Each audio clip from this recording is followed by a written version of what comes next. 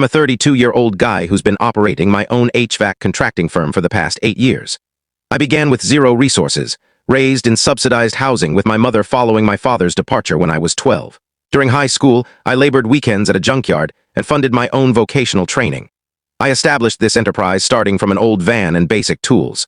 Currently, I'm earning a strong six-figure income handling large-scale setups for hospitals, business buildings, and factories. This type of job keeps me traveling for extended periods, but it provides the income for the lifestyle I've always desired. Last month, I returned from an assignment in Ohio. At about 11 p.m., I'd been away for 9 consecutive days, setting up temperature regulation systems in a fresh healthcare center.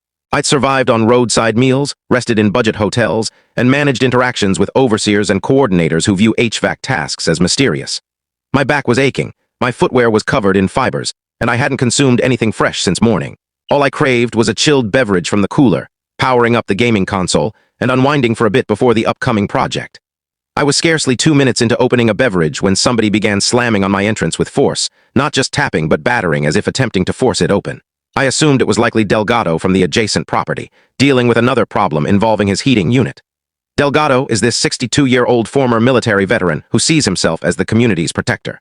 The man possesses more monitoring gear than a government surveillance unit and approaches every small issue like a strategic operation. Typically, it's a quick repair I can handle in under half an hour.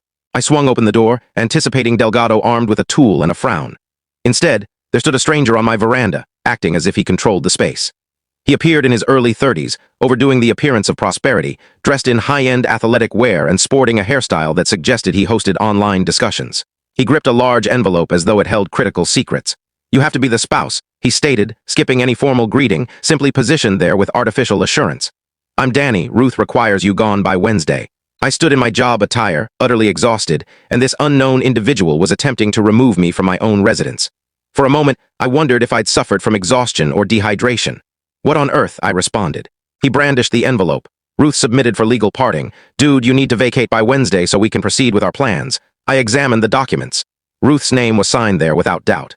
He added, "Yes, Ruth and I are a couple now, man. She's been dissatisfied for quite some time. It's time to progress, you understand." That's when it registered. This wasn't an official document deliverer or negotiator.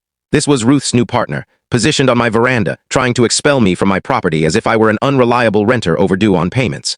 I remained silent, simply shut the door in his direction and secured the lock. Via the viewing hole, I observed him linger for roughly 30 seconds, likely pondering if his bold action had succeeded.